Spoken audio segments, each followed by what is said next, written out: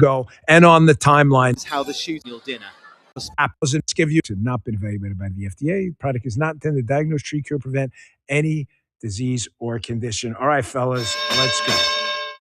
So before we get into it, let's give you a little background. One of the best reports I saw on this, which lays out the timeline, was from a Sky News reporter. Regardless of what you think about Sky News or elsewhere, there's going to be 1,000 B-rolls out there and things you've seen.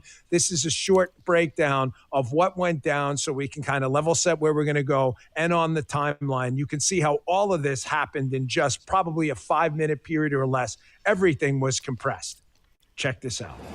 From every angle, this is how the shooting at the correspondence dinner unfolded. Where's it at? Just after 8:30, this was the scene, set for the annual dinner. 2,500 in the room. In the lobby at the security checks, a man runs through the metal detectors. Shots are heard. It takes a moment for people in the room to react. The First Lady seems to be the first at the top table to realise what happened, she says. Look at this angle, 8:35. J.D. Vance, the Vice President, in the foreground. Then President Trump rushed out next. He falls to the floor in the chaos. What appeared to be shots fired at the White House Correspondents' Dinner. It's just gone 20 to 9.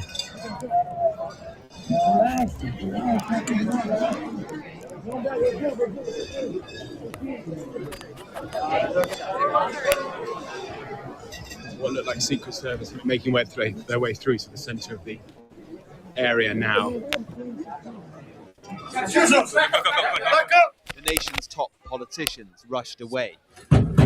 Are you okay, sir? Were you hurt? They'd been seated as guests at various different tables. We're all being told to stay in the ballroom at the moment. You can see just how many people are here. An extraordinary moment. The annual White House Correspondents' Dinner brought to a very, very frightening halt. Just outside the ballroom where the shots had been fired, a suspect on the ground. The president, by now secure and back on his social media, posting these two images of Cole Thomas Allen, a 31-year-old from California. So before we dig into what happened here, what happened at this again, another tragedy involving President Trump, I want to start with this. Ladies and gentlemen, there are not two sides to this. Please stop. I swear to you, on a day like today, you have my word on my soul. I am not trying to overly politicize this on a Monday after this weekend tragedy. I'm just trying to speak the truth. There are not two sides to this. There is a war breaking out on the right. I use air quotes on the right because I've said that a lot of these people just pretend to be one of us. There's a war breaking out on the right now because we police our own movement and keep the crazies out. Did you freaking miss this? People on the left, like, you write about it all the time. Guys, we've had these articles in the show, right? Like, civil war breaking out of me. What do you think that civil war's about, you dipshits? We clean up our own movement from lunatics and crazies. You guys wrote about it. You guys are writing about it in the same outlets that are hosting people talking about social murder, implying that violence is okay. There are no two sides. There is one side. It's your side. Can you do simple math? How many assassination attempts what is your level of acceptability of assassination attempts? For me, it's 0. There are not two sides to this. There is a political side of the partisan aisle that openly welcomes people who talk in apocalyptic Manichaean terms, leading people like this to do crazy stuff. That's just a fact. I don't like playing clips of myself. However, rather than repeating this, I was on Fox and Friends this weekend, and I brought up this exact point. There is this assumption on the left that this is just okay. There's no shame at all on the left with saying this stuff. Nazi, we get it. You've heard all this crap. There are people who give you back rubs and massages on the left when you say stuff like this. That's not the case on our side. Check this out. Listen, having been an agent for over 12 years in the Secret Service, 12 years, and having spent a good amount of time in a protective intelligence squad where you actually go out and interview these people who threaten the president and our protectees, I think there's an assumption on the left where there's no shame in threatening the president's life on the left. So this isn't a both sides thing. So we can just cut that garbage out right now and just stop the nonsense. On the right, okay, on any respected kind of mainstream figure on the right, if you were to go out and even imply someone should be physically hurt on the left for their ideas, you're almost instantly shamed out of the movement. There is no such corresponding effect on the left. You just mentioned the name. I don't even want to mention this guy's name because he's such a zero. But he's out there implying that, physical violence is okay and is a means of fighting back against a man or systemic discrimination, whatever crap they throw out there. And not only, Rachel, is there no shame, you're welcomed in open arms on mainstream left-wing podcasts where they're like, hey, come on in and spew this bile out there. There is no such corresponding movement on the right. There is no both sides, folks. Stop telling yourself that. It's not true. You would never be allowed on this network. You work here. I've worked here a long time. You would never be allowed in this network, even joking around about that stuff. You'd be gone. They'd pull you off mid-segment. They don't allow that stuff. It's not a both sides thing. It is garbage. And let me tell you, here's the problem with the both sides bullshit. The problem is it diffuses responsibility away from the individuals in charge and doesn't push people to change and call it out. Well, it's just a problem everywhere. It's not our thing. It is your thing. It is your thing on the left. It is your thing. The suspect in this case wrote a manifesto, man. You can read it. We're going to put it up in a few minutes. This suspect, not the suspect, because he's that guy. He's now deceased at the recent Mar-a-Lago attack. Did we forget about that? I've only been out of the FBI 3 months. This is the second time doing a show like this. He wrote again what motivated him to do this. Then you got, throw up Barack Obama. I know I'm a little out of order here, but whatever. Here's Barack Obama, former president, who I was on his detail. Listen, I was proud to protect the president. I don't care what party for my politics I care, but, we used to say, you select them, we protect them. I didn't do my job any different. Obama's confused about the motive here. Although we don't have the details about the motive behind last night's show. You don't have the details about the motive. Why would you even put that in there? Number one, we did have the details about the motive. You're the former president. Cut this shit. Stop pretending like people didn't tell you what was going on. And second, even if you didn't know the details about the motive, you putting that in there, you know exactly what you're doing. Oh, we don't know what happened, bro.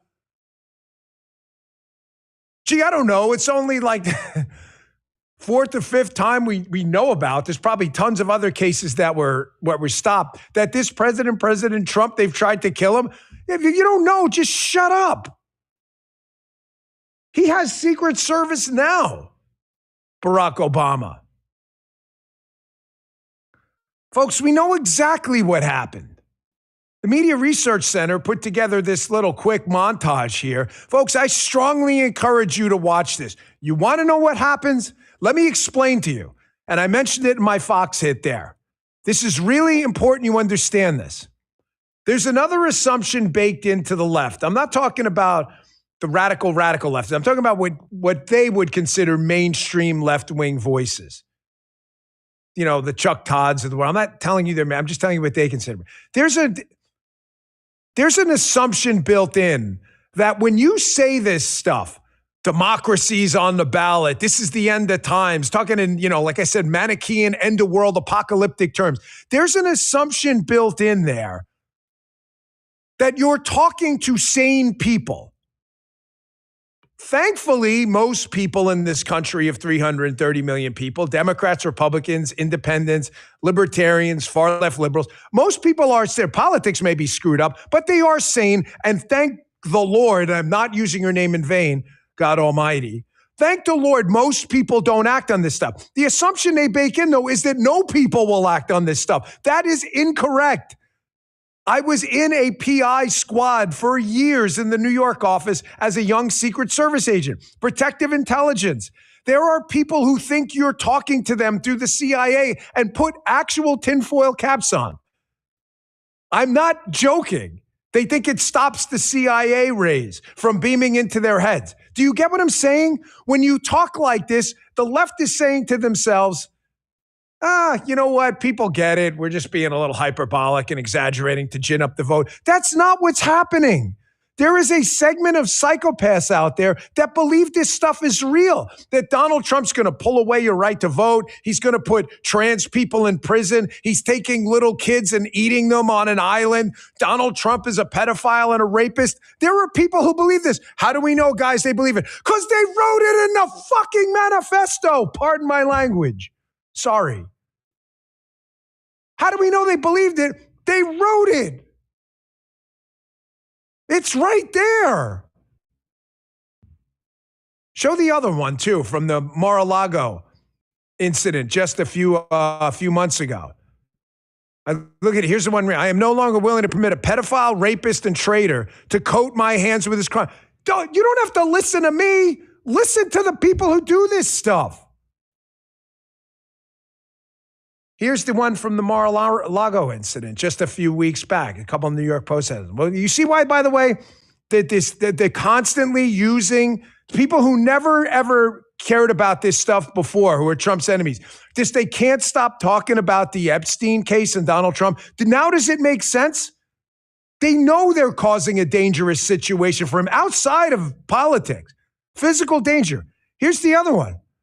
I don't know if you read up on the Epstein files, this is a text, but evil is real and unmistakable. This is the guy who showed up in Mar-a-Lago with the gas can and the shotgun. Do you see why this story is so useful for them? I'm not telling you it's not a story worth discussing. You missed the whole summer with me over at the FBI. Obviously, I was concerned about it too. I'm telling you, the people talking about it are talking about it not for that reason. They never gave a damn about this case. They care about it because they're creating a dangerous physical situation for the president. That's all they care about. Here's this Media Research Center clip. How you're talking about a threat to democracy? Democracy's on the ballot. These people, these shooters, these alleged shooters, shooters that are in prison. One's convicted, Ryan Routh and others. There's no allegations anymore. The allegations are proven in a court of law. They're using the same language as the left and the doomers. The same language. What freaking side are you on, man?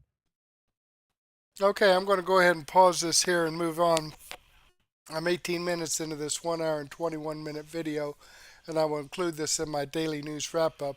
Sorry, the audio or the little screenshot of me didn't turn on when I started Rumble Studio for some reason. But at any rate, let me click on this Rumble link here. Takes us over here to the Dan Bongino video that I shared with you. I'm following his channel. I've given him a thumbs up. I hope you do the same thing for me.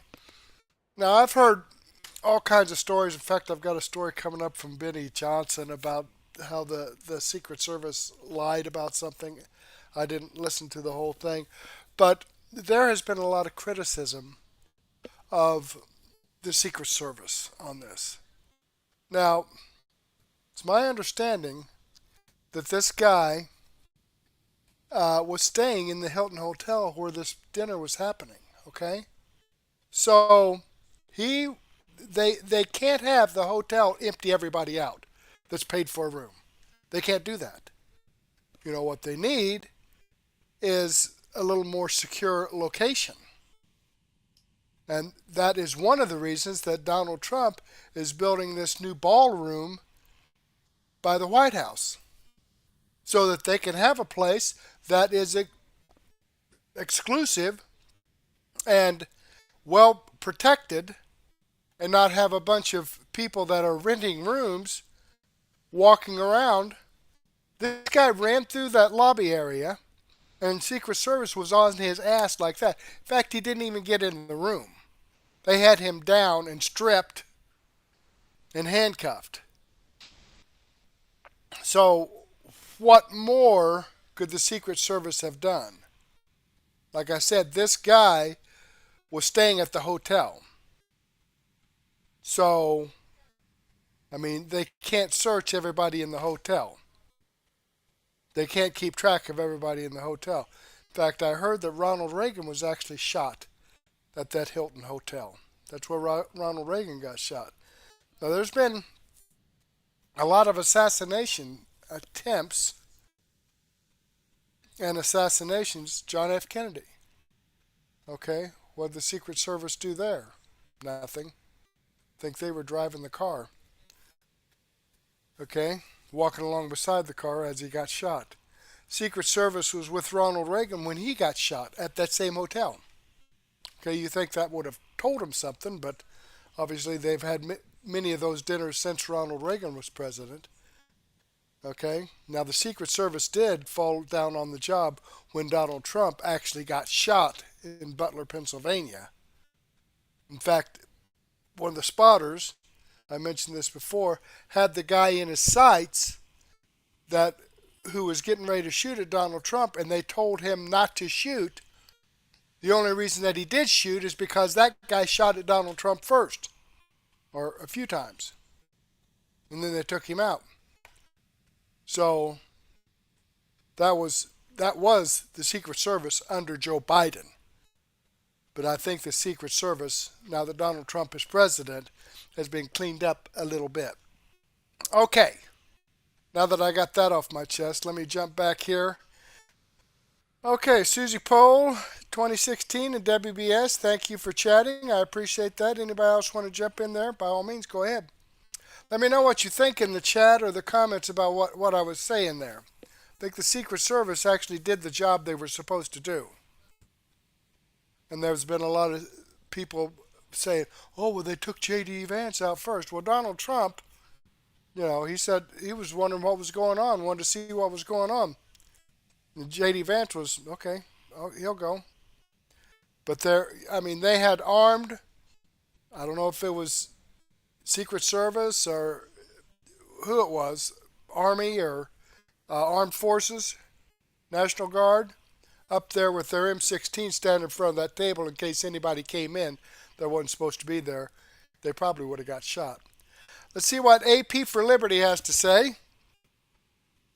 Let's check this out, and he gives me a shout out on this. We've been grateful for all your raids lately.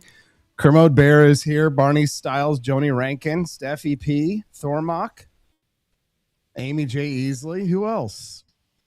Sound off in the chat. Good morning. Sound off like you got a pair. Welcome to Wake Up America. It's time to rise in freedom. I'm your host, Austin Peterson. Today is Monday, April the 27th. Let me back up here just a little bit because he did give me a shout out.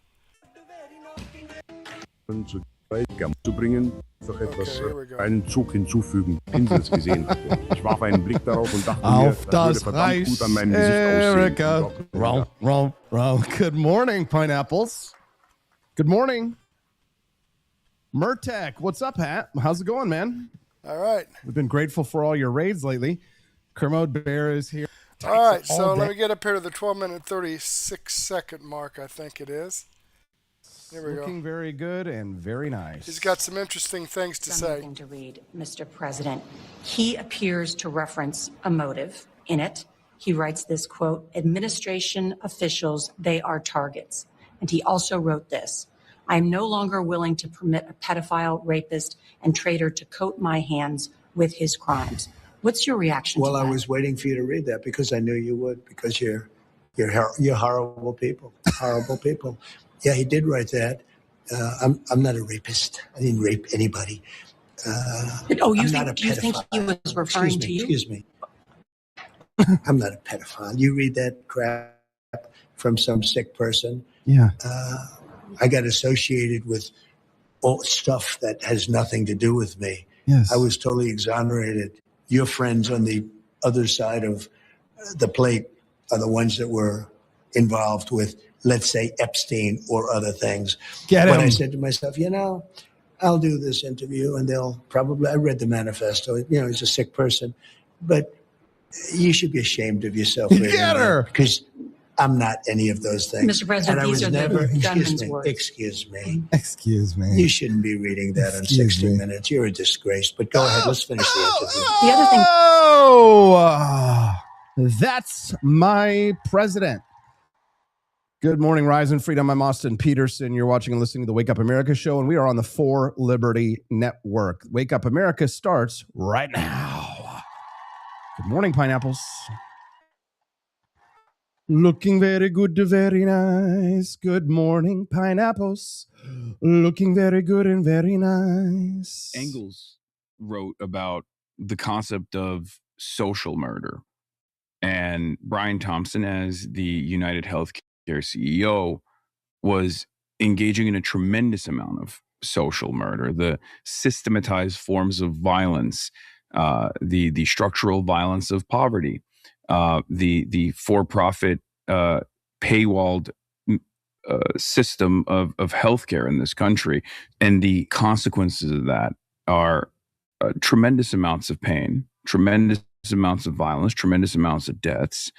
And that was a fascinating story for me, because Americans are very draconian about crime and punishment. They're very black and white on this issue. And yet, because of the pervasive pain that the private healthcare system had created for the average American, I saw so many people immediately understand why this death had taken place. 3 times they've tried to kill him. Saturday night, a man named Cole Thomas Allen walked into the White House Correspondents' Dinner with a shotgun, a handgun, and knives, and tried to assassinate the president of the United States. The 3rd time in less than 2 years. Butler, Pennsylvania, July of 2024, a bullet went through Trump's ear an inch to the right, and this country looks nothing like it does today. West Palm Beach, September 2024, another gunman, another attempt. And now a man with 3 weapons inside the security perimeter of an event hosting the entire executive branch of the United States government. Donald Trump now has more assassination attempts against him than any president in the history of the nation. So congratulations, I guess. Achievement unlocked. More than Lincoln, more than Reagan, more than Kennedy. And the historical pattern, of course, is not subtle. 4 presidents have been killed in American history. 3 were Republicans. Lincoln, Garfield, McKinley, all Republican.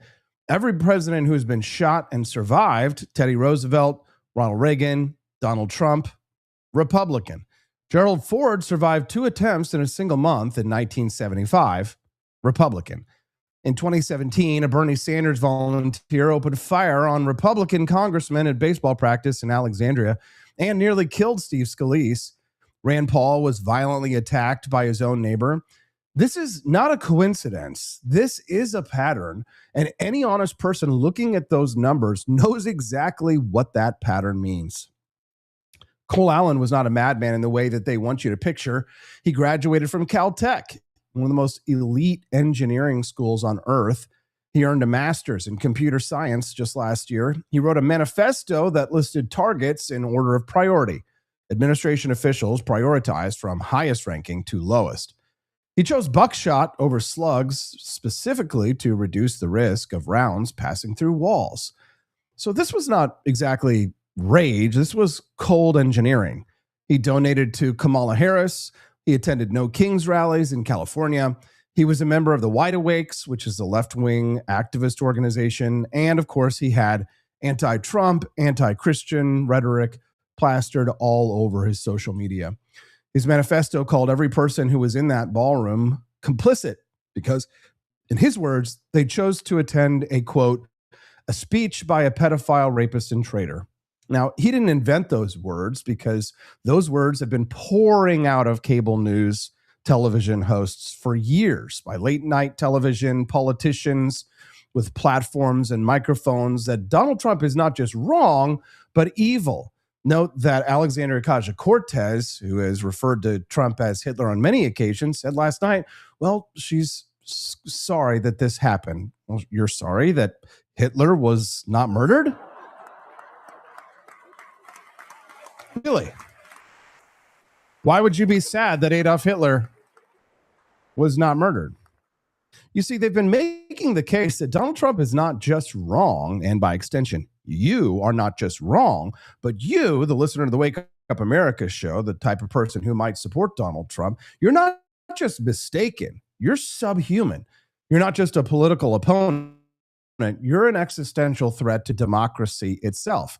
Cole Allen believed this retardation. He believed every word. And then he picked up a shotgun. And in his own manifesto, he laughed at the security. Quote, I walk in with multiple weapons and not a single person there considers the possibility that I could be a threat. So this is what radicalization looks like now in 2026, not from a cave in Afghanistan. It comes from a Caltech graduate in a Los Angeles suburb who spent years marinating in the language of the American left until murder felt like justice. Now, Cole Allen, this man, he was a teacher. He tutored high school students at a test prep company in Torrance, California. He did SAT, ACT prep, college admissions. He worked with 17-year-olds. He was the teacher of the month in December of 2024, which is quite funny. Teacher of the month. Now they're going to make him teacher of the year. Just watch. Just watch. And while he was sitting across the table from other people's children, mentoring them, he was deciding which buckshot to use on the way to kill the president. One of his students told NPR yesterday, quote, you wouldn't expect him to be plotting some crazy evil plan to kill the president. He was just quirky. Just quirky. And that's how well he hit it. And that should terrify every parent who's ever handed their child to a stranger and trusted that the educational system produced one safe. Because if this is the product coming out of Caltech and Cal State master's degrees, teacher of the month awards, full access to your children, then what is happening inside the classrooms where full-time tenured union protected teachers are operating 5 days a week without a single parent in the room? The homeschool families this country has mocked for decades, called extremists, called isolationists, called paranoid. They weren't hiding their kids from society. They were protecting them from this. Jimmy Kimmel stood on a stage just days ago and joked that Melania Trump, well, let's hear it from himself. Our First Lady Melania is here. Look at Melania, so beautiful. Mrs. Trump, you have a glow like an expectant widow. Our First Lady Melania. Of course, the audience laughs. Now, when you spend 4 years calling the president a pedophile and a traitor on national television, when you make his murder the punchline of your monologue, when you normalize the language of elimination in classrooms and comedy shows and cable news panels, you don't get to act surprised when Cole Allen decides to stop laughing and start shooting. That is what is called stochastic terrorism. That is what it looks like. And that conversation starts right now on Wake Up America. Okay, I'm going to go ahead and pause this here and move on, but I will include this guy here. This is some good information here, but I will include this in my daily news wrap-up. Let me jump over here, click the Rumble link, and show you that this video does come from AP for Liberty. It's the video I shared with you. I've given him a thumbs up. I hope you do the same thing for me. Okay, let's jump back here and see what Anthony Brian Logan has to say. White House Correspondents' Dinner shooting revealed as Cole Thomas Allen. How did this happen? Well, it happened. Okay, let's see what ABL has to say. The White House Correspondents' Dinner shooter has been identified as 31-year-old Cole Thomas Allen. There are two main questions here. First, why did this happen? And second, how did it happen? Let's talk about it.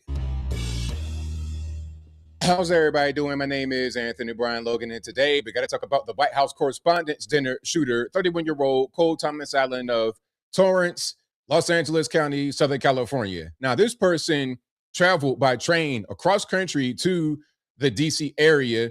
He checked into the hotel where this happened the day before on Friday. To be clear, this did not happen at the White House. This did not happen on White House grounds. It happened at a hotel, the Hilton, near the White House, close to the White House, but not at the White House. There was a certain section for this event in the ballroom, and the ballroom was designed for this purpose, to hold these kind of events. Other presidents have gone here and done the exact same event. So it's not out of the ordinary for the White House Correspondents' Dinner or an event like this featuring the president, cabinet members, etc., to be right there. So that's what it was. Now, this security breach or attempt at security breach underlines the need for a ballroom, because if this didn't happen at the hotel, it would have been in the White House grounds under retent, because there is no ballroom. So we most certainly need a ballroom. Now, some of you guys are going to think that this was staged to get the ballroom. I don't think so. If you think that way, I don't think I'll be able to convince you otherwise. And before I go any further into it, let's get to some clips, because I got limited time. And of course, I will link everything in the description. But here is a moment inside of the ballroom where the fracas outside, not too close to the ballroom, but not that far away, was happening. Let's watch this.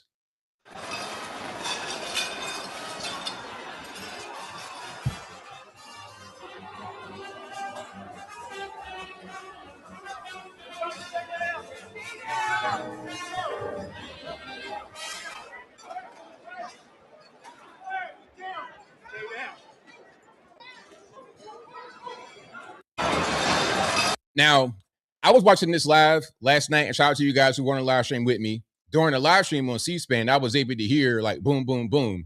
It was not inside the room. It was outside the room in the hotel, because again, it was at a hotel. So anybody could have checked in the day before or at a certain point. It was only the ballroom area that was really secure. The magnetometer was close to the ballroom. That was like the main checkpoint. If you had any guns or whatnot, you probably could have got close to that point with them, because again, you're not in the White House, you're in a hotel. There was a magnetometer outside the hotel, and again, the main metal detector was near the ballroom. That's how he was able to get the guns in there. Here is another image of how Secret Service and everybody were swarming the ballroom.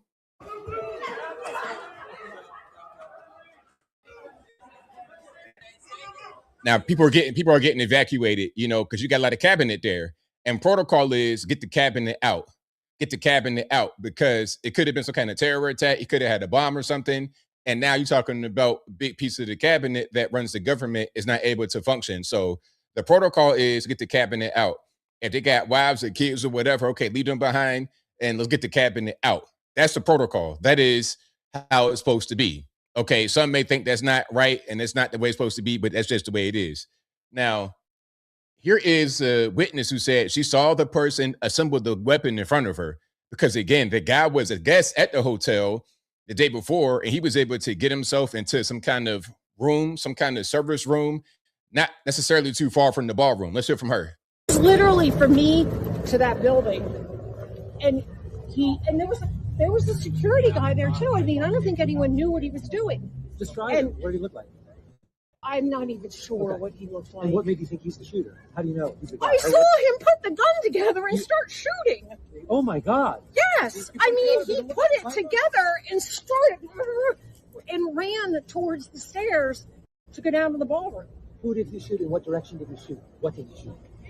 I don't know what he shot. It just seemed like he was shooting all over the place. He was literally. Now, what happened, from what I'm able to hear, is that one Secret Service agent was shot. I think the person is okay because they had a vest on. And from what I'm able to read and from what I heard from Trump, the vest was able to absorb a lot of the impact. When you have a bulletproof vest on, it's not necessarily like the bullets will bounce off, but it'll absorb a lot of the impact. It'll slow the trajectory of the projectile. Okay, so that's that. Now, a lot of the journalists, you know, you're going to see them with their wine and everything else, because right when the whole thing happened, people were just taking wine bottles. And, you know, that's going to be a stressful moment. So I don't blame them for having a few glasses or the entire bottle. As you can see, my man right there and him right here. I don't blame them. Something that traumatic you go through. Hey, man, let me just go ahead and try to drown my sorrows away.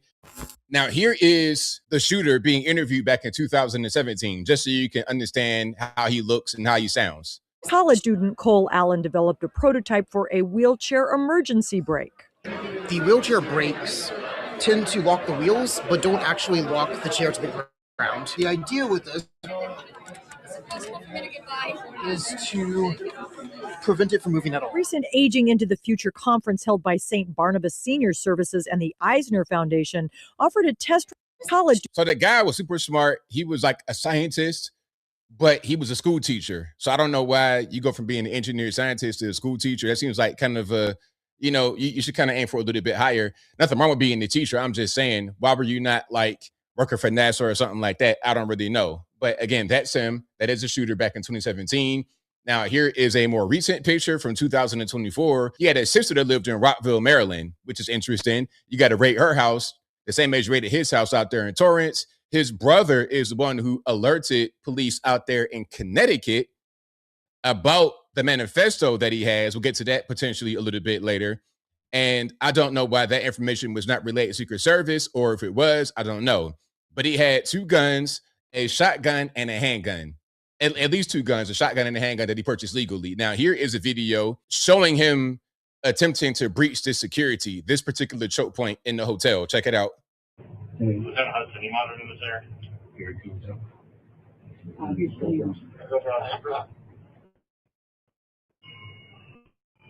Now, he was able to get past right here. He was not shot. He was shot at, but he was not shot. But he did not get past all the choke points, of which there were several. And you can see him right there on the ground on this video here. Just open the door. Just open the door. Open the door.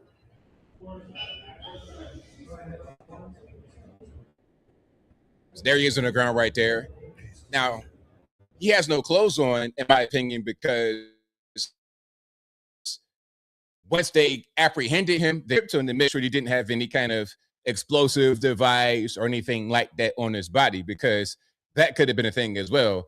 You're talking about some of these Islamic terror attacks, what they like to do typically is strap things to their body and then sacrifice themselves while they hurt others. That's like the typical thing, but he did not have anything like that on him. Now, I'm seeing this picture floating around talking about, oh, we got female Secret Service. Why do we still have this? Well, she appears to be the one who had him on the ground and was ordering people to go to certain places and do certain things. Let's watch some of this video, shall we? See, is that not her right there? Oh my God! Get out! Get out! Let's go! Let's go! Get out! Let's go!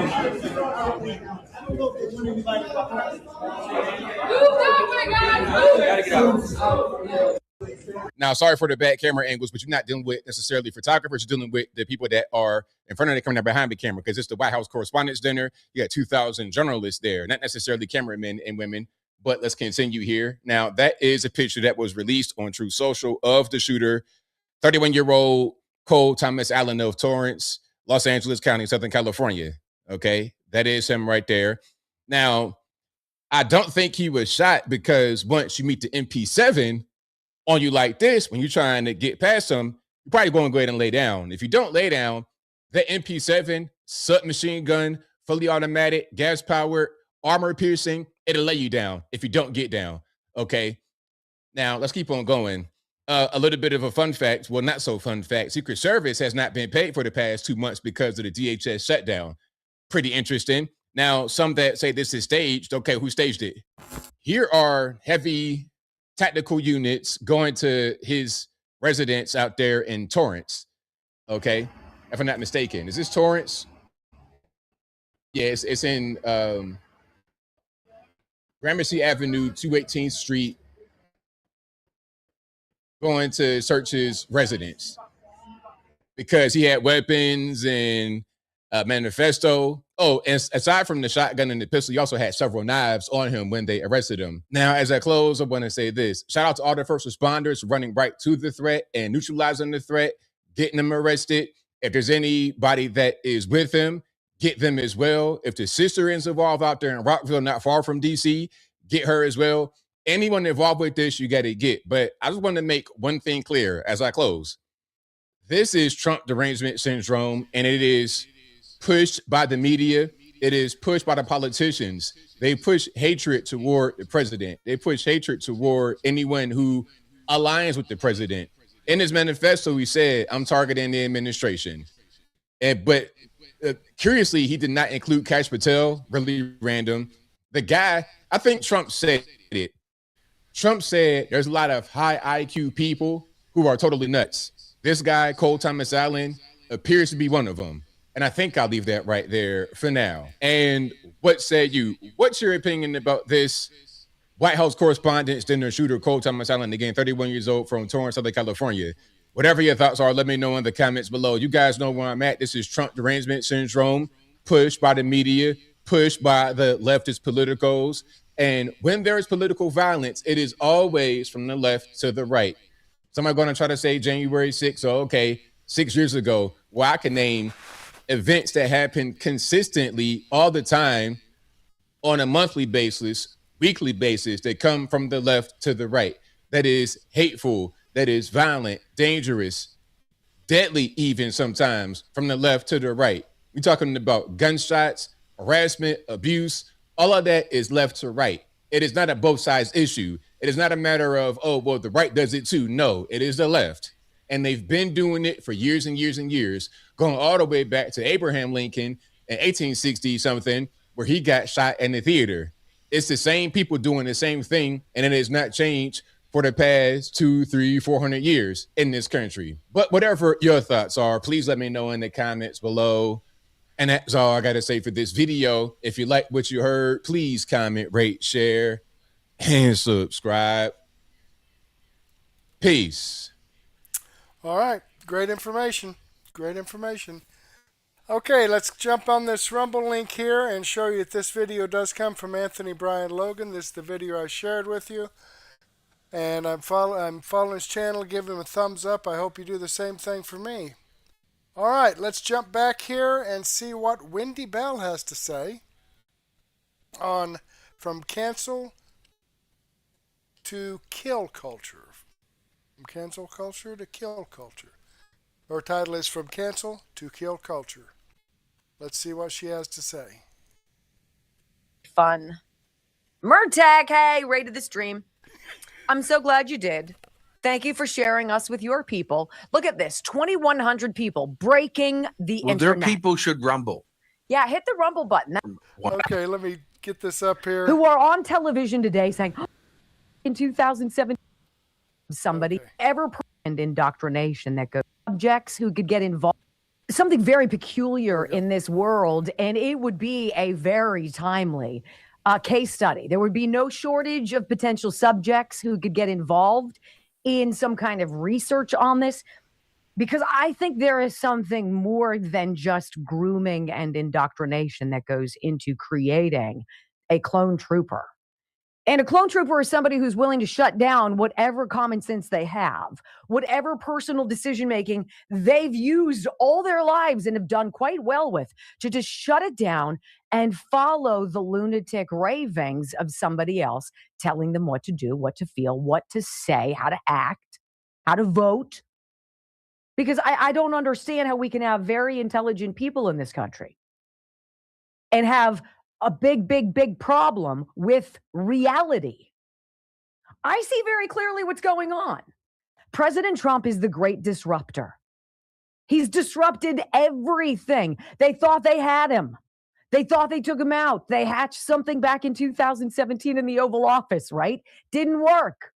So they impeached him. Didn't work. They created information. Didn't work. They wiretapped him. Didn't work. How many times have they tried to take him out? How many lies have they spread about him? How many people out there who are on television today saying, oh, I can't believe another attempt on the president's life? And you're like, yeah, duh. It's because of you.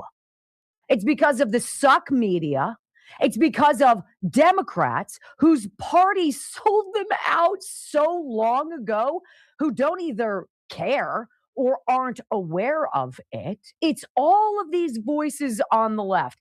And anybody who wants to say, there's violence on both sides. Really? Do you guys want to know what the freaking Oath Keepers, what they were all about? What about the Proud Boys?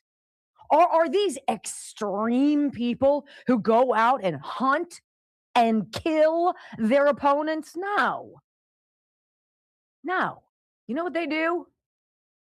They believe that when they put up their hand and the others on the Bible, and they swear an oath, whether it be to the Constitution, to themselves, to their families, that it's an oath that doesn't stop once the paycheck stops rolling in. So when they're done in the military or they're done in law enforcement or what have you, those men step forward to continue that oath to protect and serve. And they protected military funerals.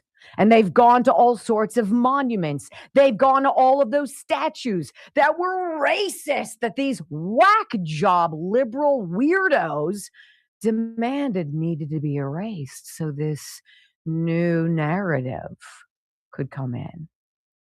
And there's one guy who's like, no, absolutely not. No. And that's a big fat no. And it's not open for debate. And so Donald Trump came in like a bull in the china shop, and he absolutely bulldozed all of the things that these people have been doing for years and getting away with.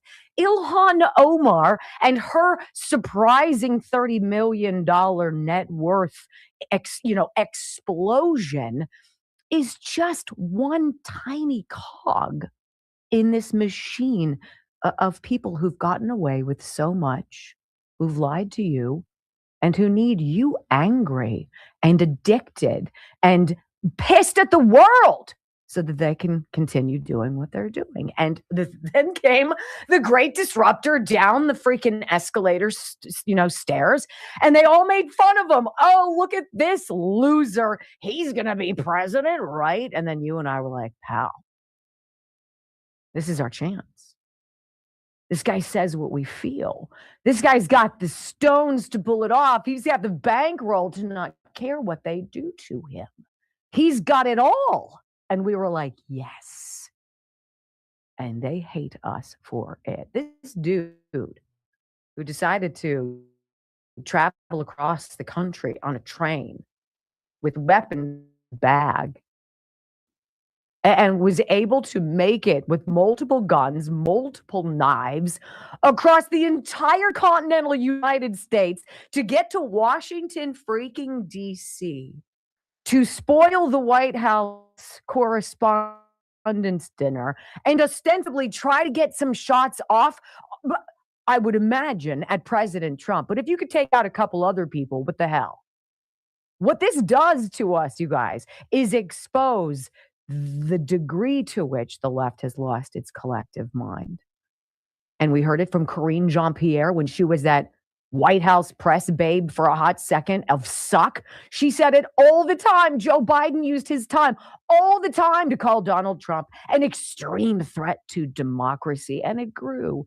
And it grew. Then he was a rapist. It wasn't just E. Jean Carroll he couldn't keep his hands off of, even though he's married to a freaking supermodel. I have to have her in a department store. It's been so freaking stupid.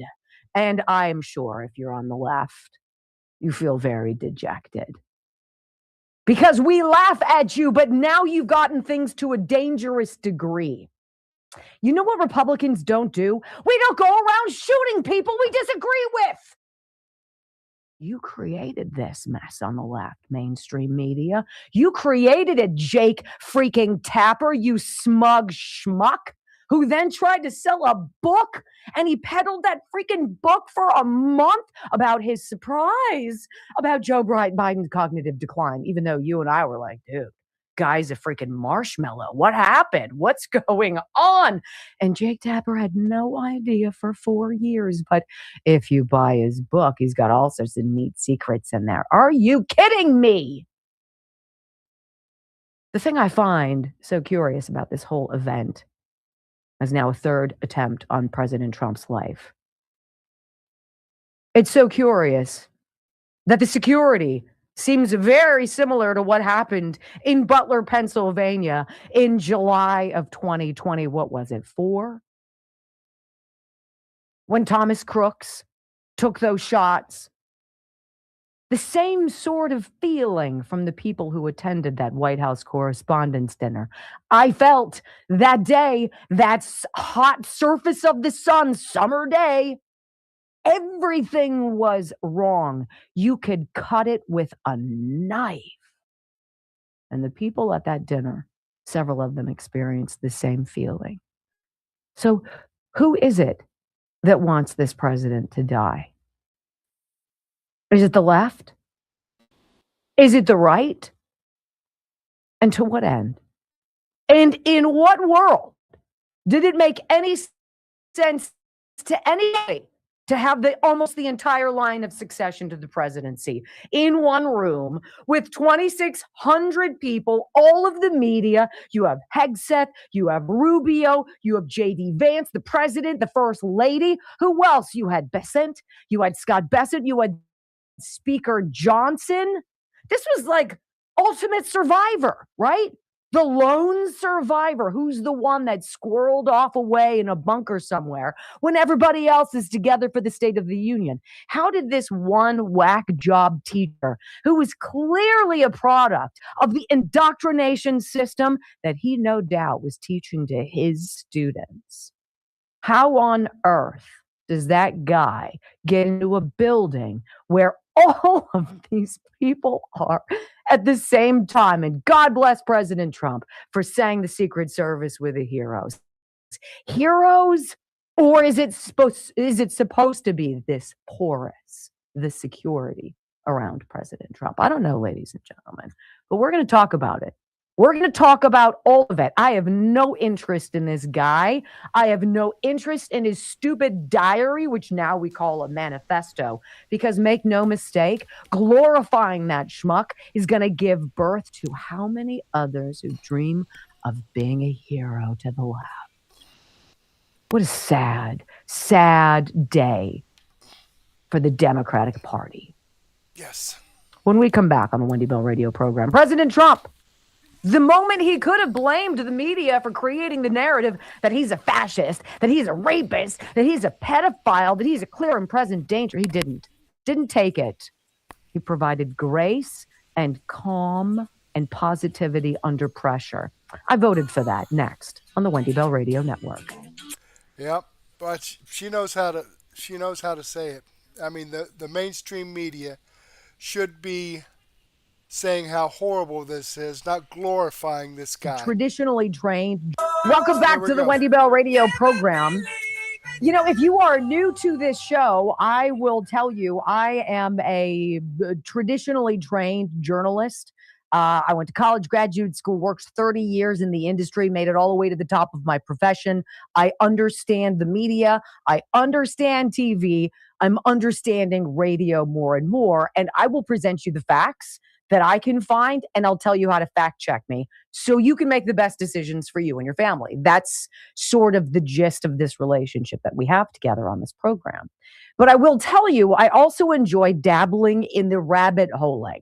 I enjoy going off into different places where people talk about President Trump as a time traveler. I've enjoyed hearing about stories regarding aliens and spacecraft and people out there, if you're one of them, who's like, this broad is one wackadoodle. Stop. No, I'm not. No, I'm not. I'm open to a lot of different possibilities. It would not have been on my bingo card for President Trump after he was thrown to the ground with his wife, right? And told to basically crawl out of that hotel, crawl out of the area with an active shooter nearby. I would not imagine President Trump to have the grace to call the evening a beautiful night up until that point. That there was something special going on in the room that he felt. And that, in fact, it was that scary situation of potential danger. And in fact, a Secret Service agent got shot. So it was extraordinarily dangerous. But Trump was able to say something that was benevolent, that was healing, that was in some way uniting, almost as though he's trying to nudge us down that path. Listen to what he said after, well, he said this to Norah O'Donnell, if I'm not mistaken. And he's like, he could have blamed the media for causing so much hate, but instead he did something different. There was tremendous, by this time the event had taken place, people were starting to feel safe. There was tremendous camaraderie. I mean, I saw Democrats, I saw senators, I saw congressmen and women. I saw people that weren't necessarily on my side from the other party, mostly. Pretty much the Republicans are on my side, so I'm not that, surprised. And they were going, way to go. There was spirit in that room. I mean, it was like the whole country was together, It was pretty amazing. It made a big impression. It was very nice to see. It made a big impression on President Trump. It reminds me of September 11th, 2001. It reminds me of there was like a day of grace period where everybody in America kind of just stopped and we started just being gentle with each other and seeing what we have through different lenses. It was short-lived, sadly, but the president is almost describing that kind of a vibe in that moment. All of the petty garbage flies out the window and everybody just wants to be safe. And everybody wants everybody else to be safe. Well, most people, right? I want you to hear even Brian Stelter, even CNN turd Brian Stelter acknowledged President Trump's grace after the fact when he could have railed the media for ginning up the toxic garbage that creates a clone trooper assassin. Listen. A couple minutes before this happened, I was with House Speaker Mike Johnson. I shook Johnson's hand. I was talking to him. And then I was walking across the ballroom, Victor, kind of taking the long way toward the CNN tables because I wanted to see some of my friends and some of my sources. And so I ended up on the ground next to a executive from Comcast, some people from NBC. And in that moment, there was a lot of unity. And I'm thankful that President Trump talked about that unity last night and did not try to heighten the tensions or escalate the situation. He could have very easily gone out there and bashed the press last night and blamed the media for attracting this suspect to the ballroom. But instead, he basically said, we're all in this together. And that's certainly true. And that's how it feels this morning as well. Now, curiously, why would Brian Stelter think that the president would have every reason to blame the media? He didn't just come up with that out of thin air. Well, why would he have the evidence behind such an allegation, Brian? Because it's all you do. You're not fair. You don't tell the truth. You're not objective. You don't present sides. You present one side and one narrative. And the narrative sucks because it is untrue. And those of us who know it's untrue, and you know it's untrue, hate you for spreading it. Look, life is complicated enough. Every single one of you hearing me right now or watching me on video, you've got something going on in your life. It's hard enough. Sometimes you feel like you're hardly treading water, hardly keeping your head above it. And you know what hurts, Brian? Is when people whose party you are a card-carrying member of, when the leader of your House minority, Hakeem Jeffries, last week, comes out and says this on live freaking television. We are in an era of maximum warfare. Everywhere, all the time. Is that so? Is that what happens in the House of Representatives, Hakeem? Warfare? I thought you were supposed to work for us. You schmuck. You smug two-bit Obama. What a shame. Therein, ladies and gentlemen, is just part of the problem we, the people, get to deal with now. Because it hasn't been addressed enough yet. When we come back on the Wendy Bell radio program, 45 years after Reagan was shot and almost killed, a politically groomed assassin planned to kill President Trump at the exact same hotel. Let's talk about the security next on the Wendy Bell Radio Network. All right. Let's talk about the security. And, like I said before, until they get a ballroom that is isolated from the public, whenever Donald Trump goes out, if it's a planned event, I don't know why he goes to these wrestling matches because I don't know. Pretty scary to me. Let's click on the Rumble link here and show you that this video does come from Wendy Bell Radio. I am following her channel. I've given her a thumbs up. This is the video I shared with you. I hope you do the same thing for me. All right, let's jump back here and doing some chatting here with Foxy Grandma and Deb Brandt. Hi, Deb Brandt. Here, let me go ahead and give her a couple of hearts here.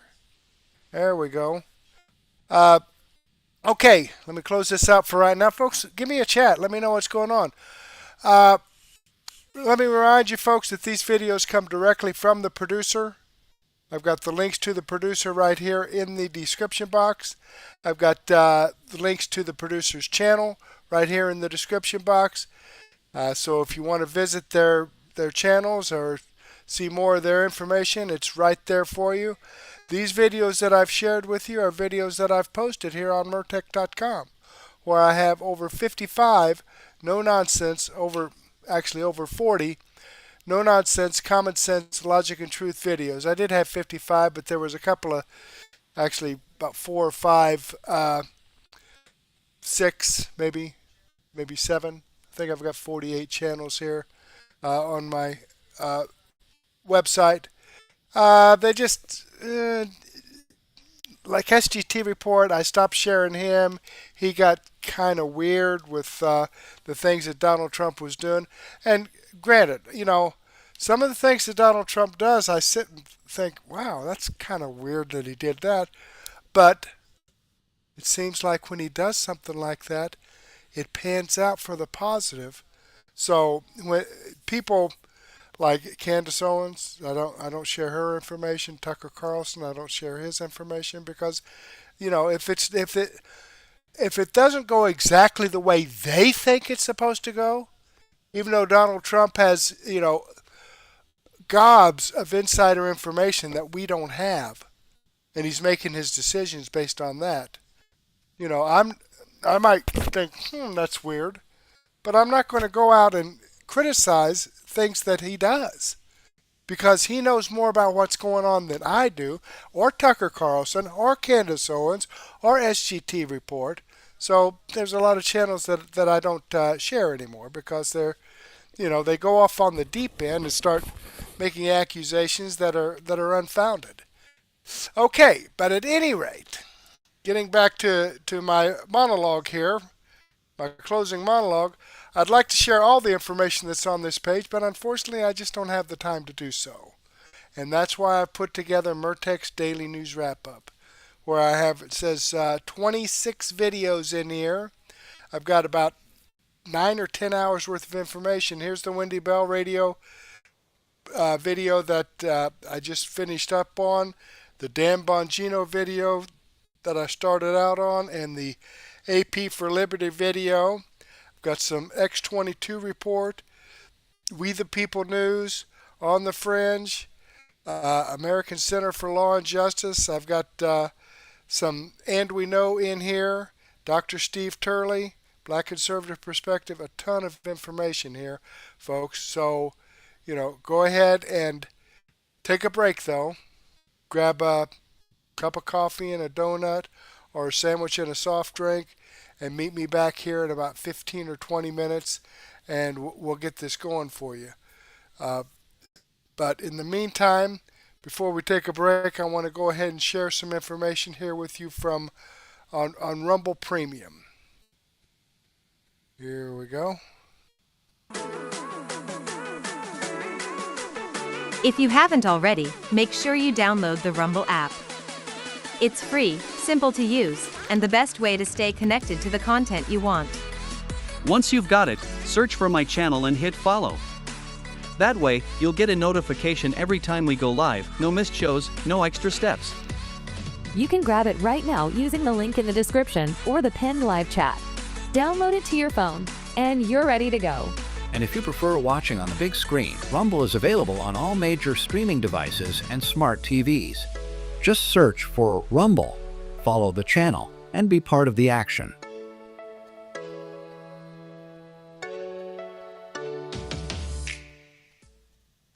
Okay, let's get into my playlist here.